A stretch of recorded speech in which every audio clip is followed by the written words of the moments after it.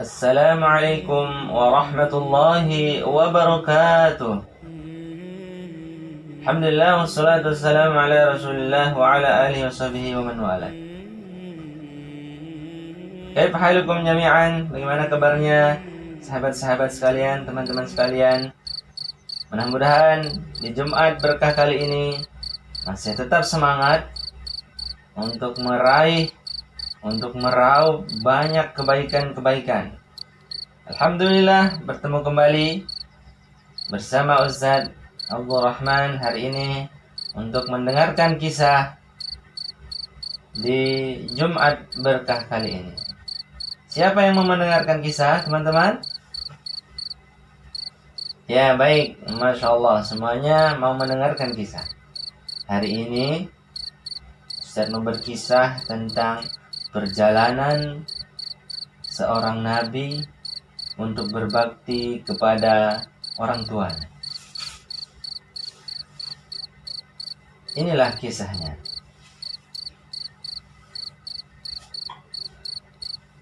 Nabi Musa ketika beliau menginjak usia dewasa, beliau sudah menikah. Menikahnya di kota yang disebut dengan Madian. Beliau menikahi keluarga atau anak seorang keluarga yang soleh. Nah, pendapat ulama, keluarga yang soleh ini bermacam-macam pendapat. Apakah yang dimaksud keluarga yang soleh ini adalah keluarganya Nabi Syuaib atau keluarga yang lain? Intinya Nabi Musa menikahi anak keluarga yang soleh di Madian, sehingga Nabi Musa setelah lama tinggal di Madian sudah mulai terlihat kehamilan istrinya, sudah ada tanda-tanda akan lahir anaknya. Beliau kangen sama ibunya, sama orang tuanya yang berada di Mesir. Karena Nabi Musa adalah asli Mesir, kelahiran di Mesir. Teman-teman masih ingat kan? Kisah Nabi Musa masih kecil dilempar ke laut oleh ibunya? Ya, itu masih ingat ya. Nah, saat perjalanan ini Nabi Musa menyiapkan diri,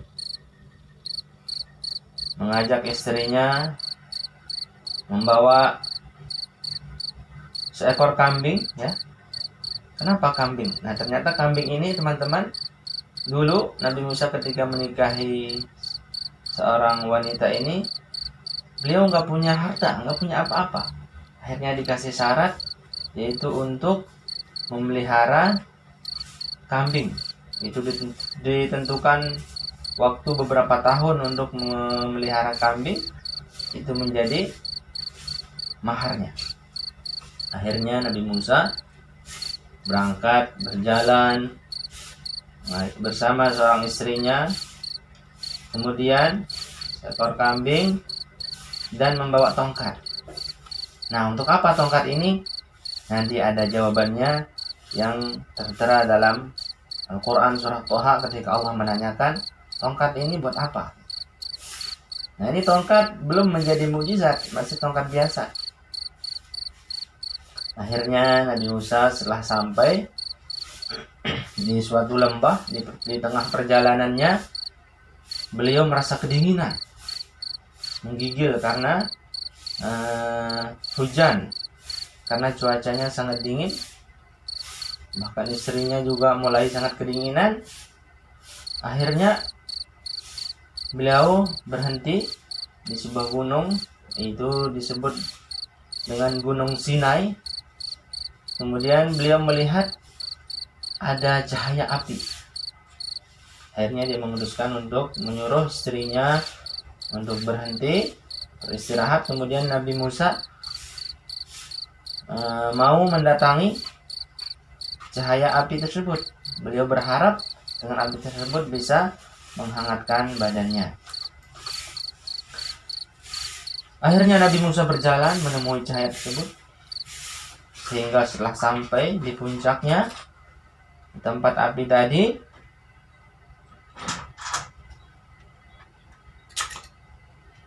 maka Allah berfirman. Di situ ternyata Allah yang memanggil Nabi Musa. Inni ana rabbuka fakhla'na 'alaik. Sungguh aku adalah Tuhanmu, wahai Musa.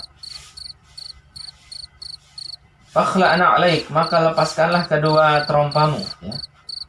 Innaka bil wadil muqaddasi tuwa, karena sungguhnya engkau berada di lembah yang suci. Firman Allah dalam surah Thaha ayat 12. Ternyata Nabi Musa ketika menemui api tadi ketemu sama Allah Subhanahu wa taala. Kemudian Nabi Musa disuruh melepaskan sandalnya, terompanya, karena gunung ini adalah kata Allah suci. Kemudian Allah menyampaikan kepada Nabi Musa, wa ana akhtartuka fastami' lima yuha. Dan aku telah memilih engkau, wahai Musa, maka dengarkanlah apa yang akan diwahyukan kepadamu. Innani ana Allahu la ilaha illa ana fa'budni wa aqimis salata li zikri.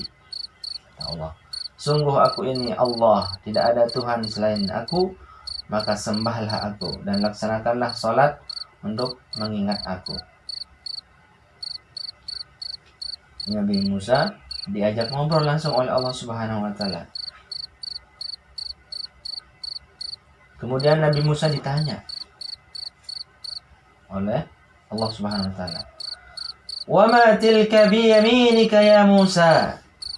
Hai Musa, apakah yang ada di tangan kananmu, wahai Musa? Nah, tadi kan Nabi Musa membawa tongkat. Kemudian Allah menanyakan, apa yang ada di tangan kananmu? Kemudian Nabi Musa menjawab, qala hiya 'asai atawakka'u 'alaiha wa ahussu biha 'ala ghanami wa liya fiha ma'arib ukhra. Nabi Musa menjawab, ini adalah tongkat untuk aku bersandar, bertumpu, dan untuk aku merontokkan daun-daun dengannya untuk memberi makan kambingku. Kemudian di akhir ayat disebutkan waliya fiha ma'arib ukhra, dan bagiku masih banyak lagi manfaatnya yang lain jika engkau menghendaki. Jadi tongkat yang dibawa ini adalah untuk bersandar, untuk mendapatkan, untuk merontokkan daun.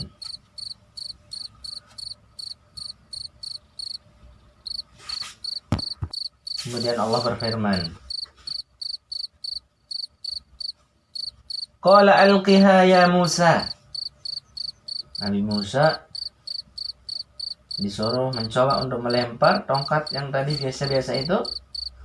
Lemparkanlah, wahai Musa, kata Allah. Fa'alqaha fa'iza hiya hayyatun tas'a. Tiba-tiba ketika tongkat ini dilempar oleh Musa, maka menjadi seekor ular yang merayap dengan sangat cepat. Subhanallah. Nah, ternyata di sini teman-teman, di perjalanan Nabi Musa ini, Allah menghendaki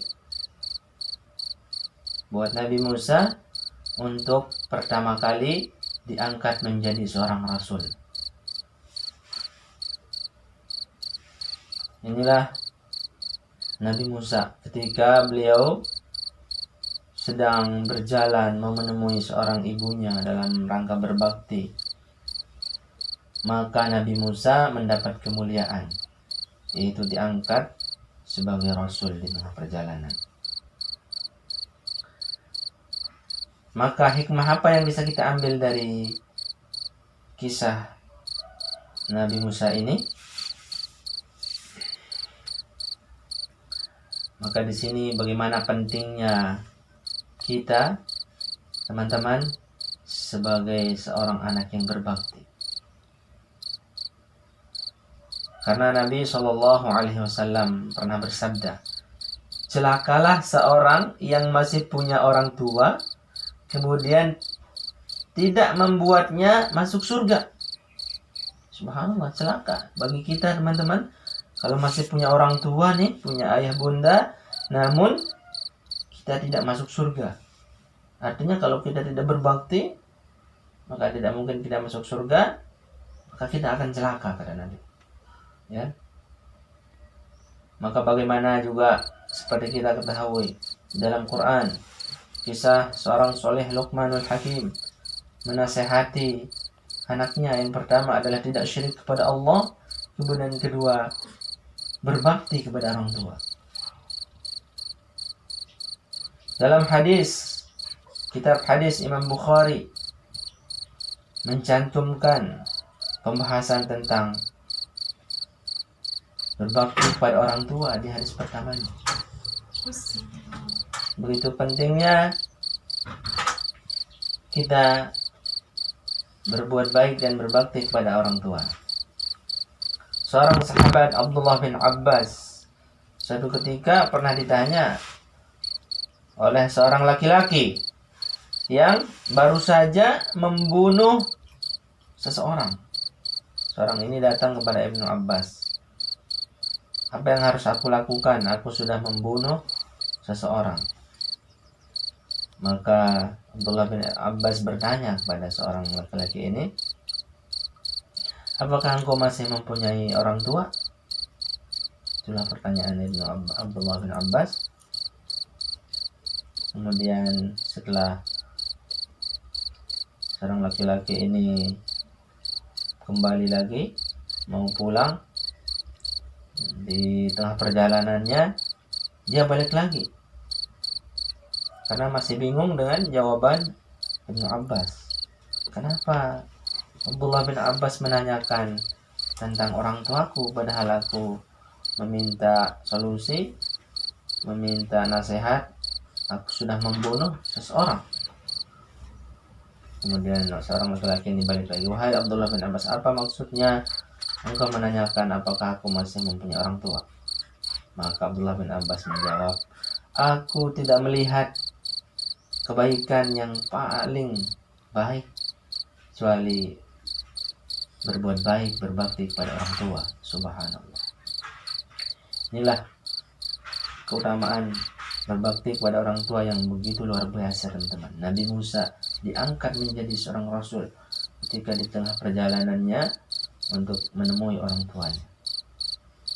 Mudah-mudahan dengan kisah kali ini menggugah keimanan kita menjadi anak-anak yang soleh, solehah, berbakti kepada orang tua. Kita raih surga Allah Subhanahu wa taala dengan berbakti kepada orang tua.